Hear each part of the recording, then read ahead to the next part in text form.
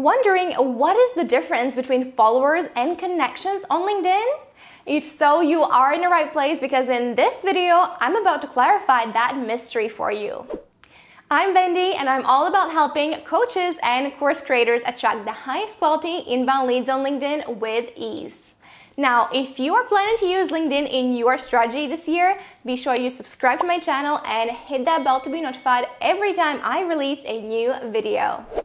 Alright, so what is the difference between connections and followers on LinkedIn?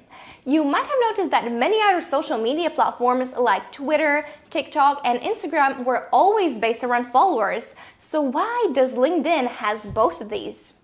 Now, to understand this, we need to take one step back. LinkedIn was launched in 2003, and for the longest time, you were only able to send connection requests to other people on the platform, and if they accepted your request, then you could start chatting to them and exchanging direct messages. So the old idea behind LinkedIn was to connect with people that you know reasonably well. This is why an average person used to have between 300 and 500 connections. That's how things used to work, which begs the question, when did all of this change? Well, you might remember that Microsoft acquired LinkedIn back in 2016, which was the beginning of many great updates on this platform. The option to follow other members on LinkedIn was only introduced in 2018. Up until that point, you were only able to follow very well-known people in the world like Richard Branson. Now, I for one absolutely love this follow feature, but why? What is the actual difference between connections and followers on LinkedIn?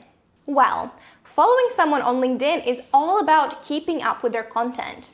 You can follow as many people as you like and there's no approval process involved. So as soon as you click that follow button, you're going to see their posts appear in your newsfeed.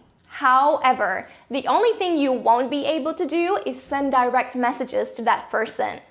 Remember, if you want to message someone on LinkedIn, you need to send them a connection invite and they need to accept it. Unless you're, of course, paying for emails, in which case you can message anyone that you want.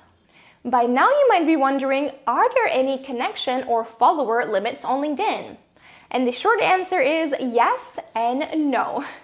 Let me explain.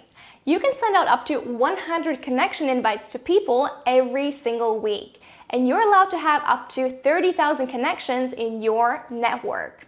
Now, when it comes to followers, there are actually no limits whatsoever. You can follow as many people as you like, and you can have millions of followers yourself, so there's literally no cap to your growth on LinkedIn, which is totally brilliant. Now, the last thing you might be debating is whether you should have follow or connect as the primary button on your profile. If you are a business owner, I highly recommend that you enable creator mode on your profile, which will automatically change your connect button to follow button.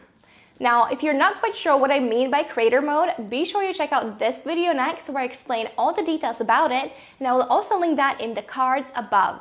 Even though LinkedIn has changed so much over the last couple of years, it's important to remember that many people still feel hesitant connecting with people they do not know personally.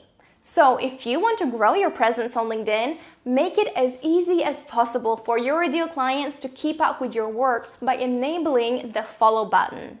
The rule of thumb is that you should actively be sending connection invites to your ideal clients whilst allowing everyone else to follow you.